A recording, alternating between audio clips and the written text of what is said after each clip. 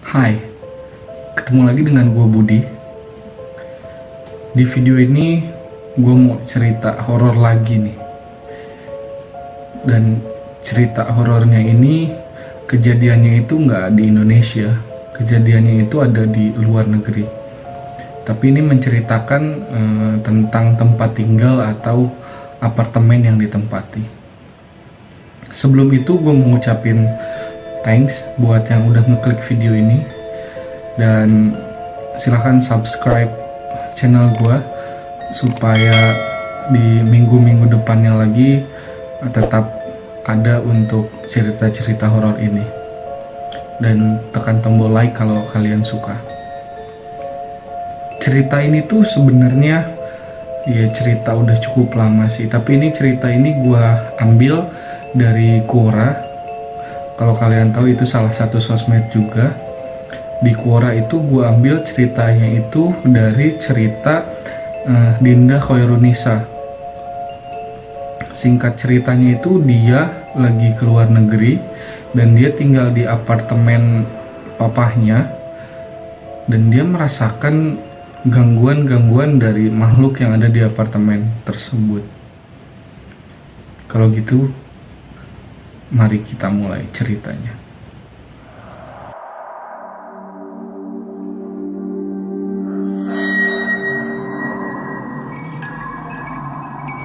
Cerita ini bermulai dari tahun 2014. Ketika itu Dinda tuh masih kecil. Dia tuh masih usianya kurang lebih 11 tahun. Nah, Dinda itu menceritakan kalau dia itu lagi mau umroh. Jadi dia itu pergi ke Mekah yang ada di Arab Saudi. Karena kenapa? Karena papanya itu ternyata PKI yang bekerja di Arab Saudi. Akhirnya Dinda pun tinggal di tempat papahnya, apartemen papahnya yang ada di Arab Saudi. Sebelum lanjut lebih dalam, gue tuh bakal ngasih unjuk denahnya yang ada di yang si Dinda kasih ya di Quora itu. Nah, ini denahnya nih. Di situ ada 4 kamar tidur, ada ruang tamu, ada dapur, dan ada gudang. Dan ternyata itu sebelum ayahnya di situ tuh yang menempati apartemen itu ada, bisa kita sebut saja Om Ari. Nah, Om Ari itu menempati apartemen itu beserta istri dan anak-anaknya. Apartemen itu cukup luas banget.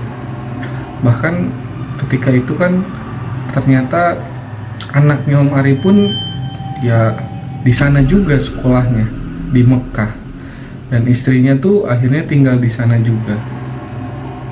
Tanpa sebab yang jelas, setelah itu anaknya Om Ari beserta istrinya tuh balik lagi ke Indonesia. Nah, akhirnya tuh kan Om Ari tuh tinggalnya sendiri di apartemen yang luas itu. Sehingga pada akhirnya tuh Om Ari itu ngajakin papahnya Dinda itu untuk tinggal bareng di situ, karena kan apartemennya luas, biaya sewanya juga kan mahal kalau sendiri. Nah, akhirnya sayang kan, akhirnya tuh Om Ari itu ngajak papahnya si Dinda itu untuk gabung di situ. Dan akhirnya di situ tuh gabung tuh ada 3 orang. Pada akhirnya itu di situ ada Om Ari, ada Om Banu, dan ada papahnya Dinda. Ini jauh sebelum kejadian itu berlangsung ya, kejadian yang Dinda itu. Nah, setelah itu selang berapa lama Dinda itu akhirnya kan umroh ke sana beserta mamahnya dan adik-adiknya, sekeluarga lah, karena bapaknya juga sekalian menjenguk bapaknya yang ada di Arab Saudi itu di Mekah.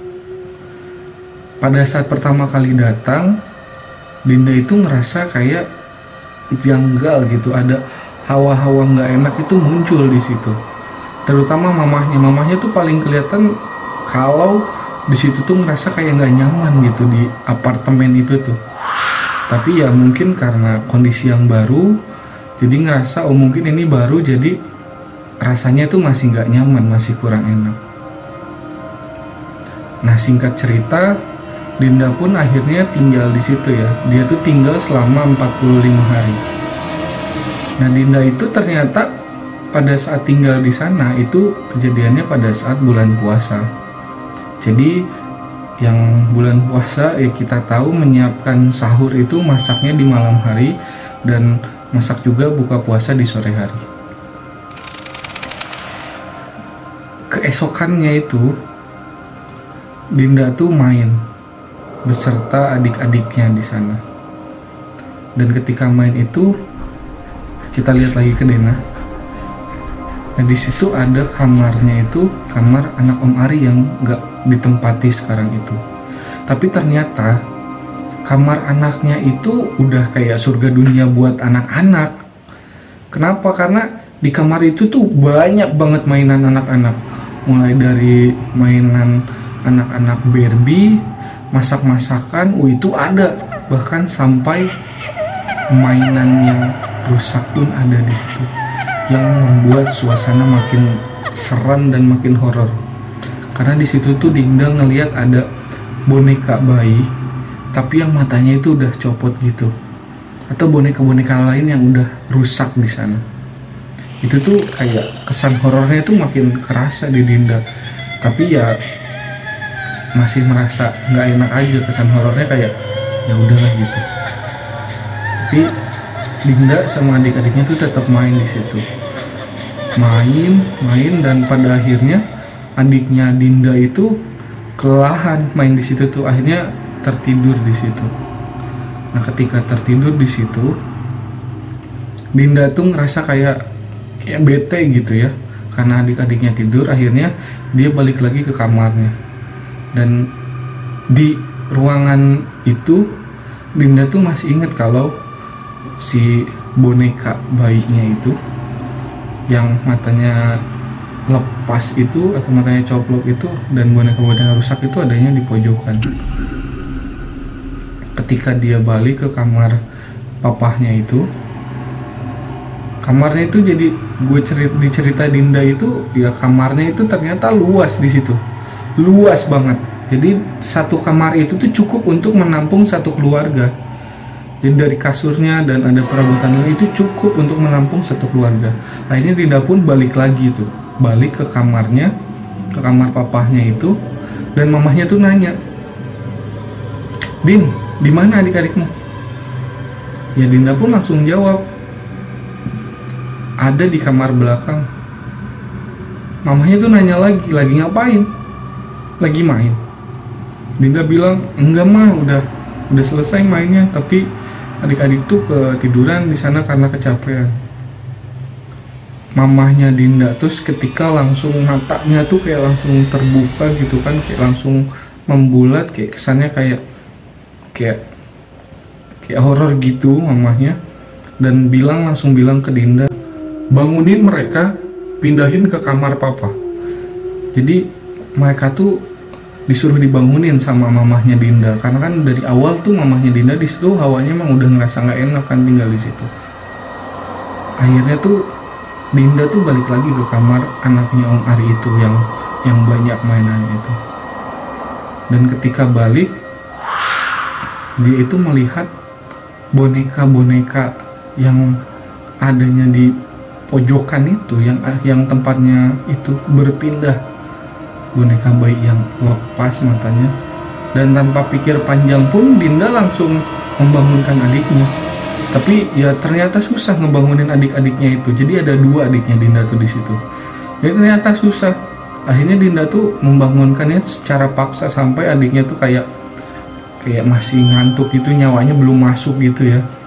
Sampai bangunin adiknya, dan Dinda tahu kan tempat-tempat posisi bonekanya itu udah mulai berubah. Akhirnya Dinda tuh lari ke sana, balik ke kamarnya itu lari. Dan yang Dinda rasakan itu ternyata balik dari kamar yang anaknya Om Ari ini sampai ke kamar papahnya itu kayaknya rasanya jauh banget itu di situ.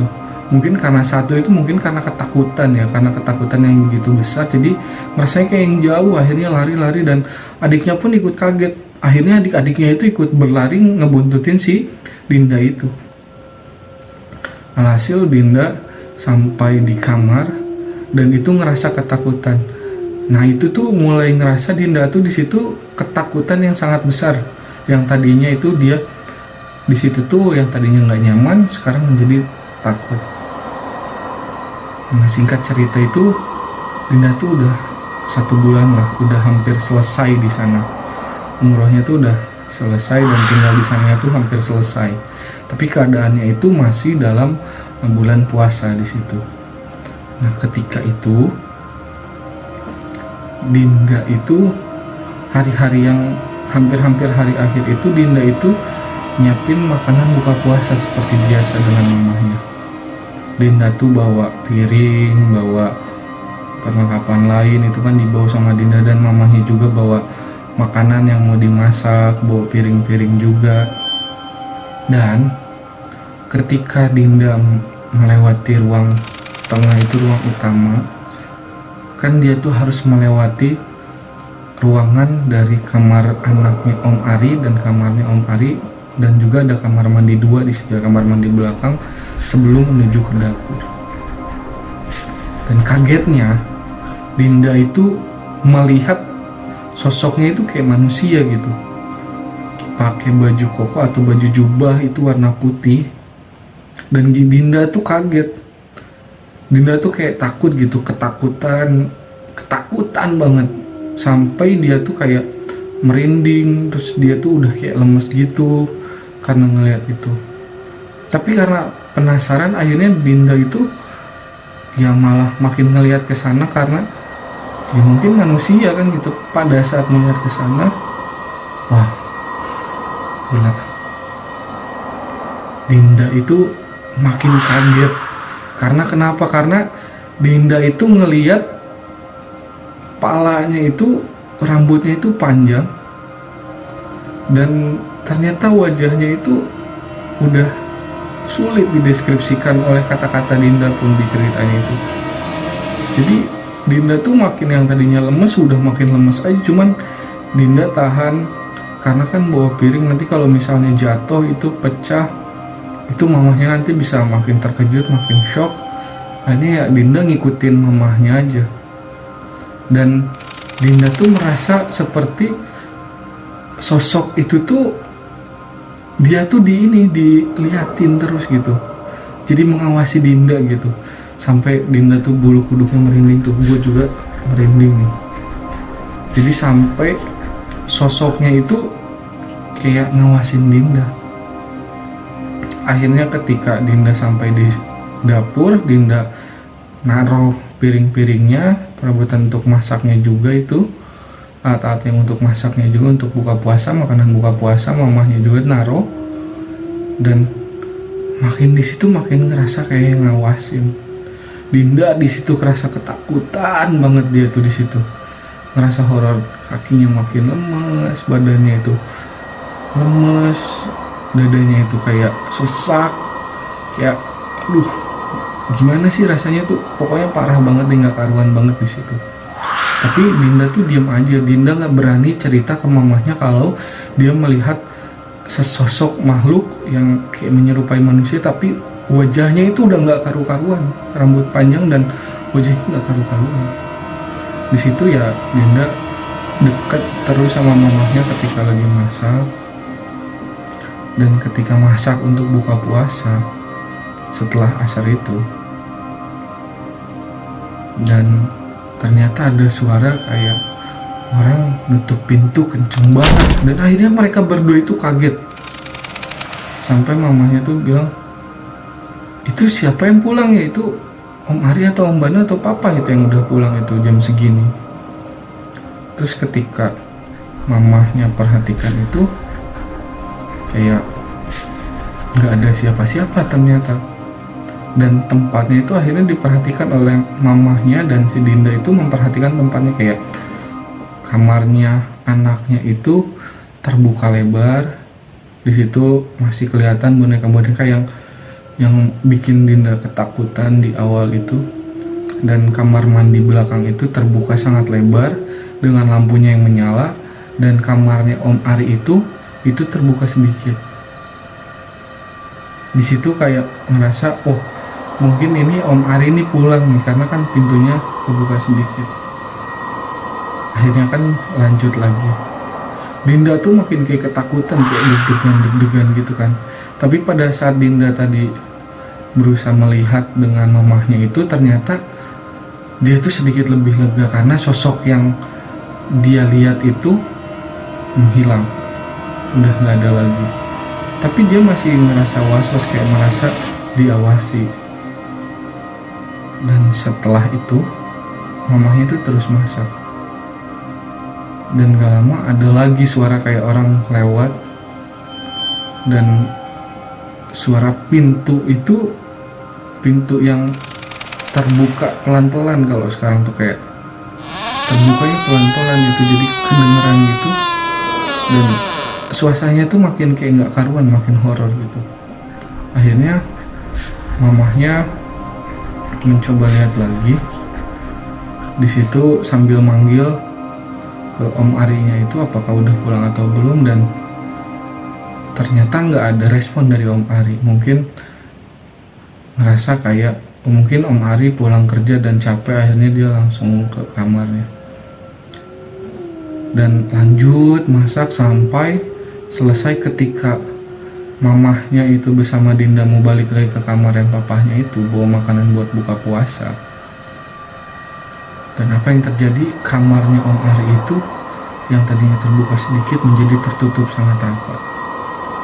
Terus kamar mandi yang tadinya terbuka lebar itu tertutup sebagian dengan lampu yang mati, yang tadinya nyala lampunya.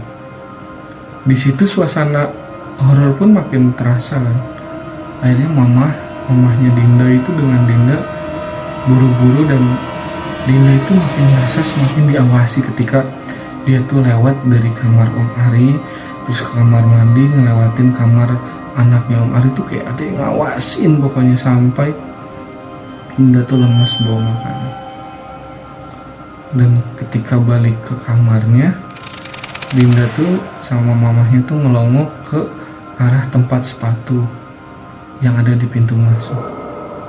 Ternyata apa yang kalian tahu, nggak ada sepatu dari sepatu Om Ari, sepatu Om Banu, dan sepatu papahnya. Di situ mulai ngerasa was-was, mereka udah mulai ketakutan. Dan balik lagi, mamahnya itu kayak ngecek lagi ke belakang, dan lampu kamar mandinya tuh nyala redup gitu loh. Akhirnya mamahnya itu balik lagi ke kamar dengan rasa ketakutan, dan Dinda itu langsung selimutan ketakutan. Mamahnya itu langsung kayak celingak-celinguk gitu, kayak ini kenapa terjadi seperti ini gitu. Dan singkat cerita, akhirnya papahnya pun pulang, mereka buka puasa bersama. Dan ketika buka puasa bersama itu, papahnya itu langsung banyak diberikan pertanyaan. Pah, Om Banu dengan Om Ari itu tadi pulang ya? Atau Om Banu itu kerjanya jam berapa sih Pak? Papanya tuh langsung kerja tuh sama kayak papa. Dia tuh berangkatnya jam 7 pagi bareng sama papa gitu. Terus langsung akhirnya bercerita lah mamahnya, dan akhirnya Dinda pun angkat suara. Dia bilang kalau dia melihat sesosok kayak manusia, tapi wajahnya itu nggak karuan dengan rambut yang panjang, dan bajunya itu pakai baju koko atau baju gamis gitu. Gak lama setelah itu, Dinda itu akhirnya bercerita pula ke Om Banu dan Om Ari. Ketika itu Om Ari langsung bercerita akhirnya. Dia tuh bilang, oh ya ternyata sebelum Dinda dan mamahnya itu, anaknya itu sempat melihat juga. Katanya itu anaknya melihat di gudang, bukan melihat di kamar dari anak Om Ari itu. Jadi Dinda mulai makin ketakutan dia tuh. Jadi kayak, wah gila sih, berarti sosok itu tuh nggak diam di satu tempat. Dia tuh jalan-jalan dari gudang ke kamar Om Ari. Dinda tuh makin ketakutan kalau sosok itu datang ke kamar papahnya. Di situ mulai ngerasa ketar-ketir. 3 hari setelah itu akhirnya Dinda pun balik lagi, udah nggak tinggal di apartemen itu. Dinda bersama mamahnya dan anak-anaknya itu dan adik-adiknya Dinda itu akhirnya balik lagi ke Indonesia. Dan di situ akhirnya Dinda merasa parno hingga sekarang ketika tinggal di tempat ya, datang ke apartemen-apartemen, apalagi apartemennya itu yang cukup luas kayak apartemen yang ada di Mekah. Cerita pun berakhir. Wah, gila sih kalau gue yang ada di situ, mungkin itu yang piring-piring yang lagi dibawa tuh mungkin pecah kali, jatuh kali dengan gue ngeliat sosok yang kayak gitu. Karena jujur gue itu penakut. Tapi Dinda itu termasuk golongan orang yang kuat sih, cuman lemes dan gak bercerita sama mamahnya ketika itu. Oke, karena ceritanya udah habis, jangan lupa teman-teman untuk subscribe channel ini agar gue tetap semangat untuk membawakan cerita-cerita horor lagi ke depannya. Dan like jika kalian suka, dislike jika kalian gak suka. Semoga sosok tersebut dengan baju koko yang panjang itu, rambut panjang dengan muka yang gak karuan, yang sulit untuk dideskripsikan, gak hadir di tempat kalian. Oke, sampai jumpa di cerita horor selanjutnya.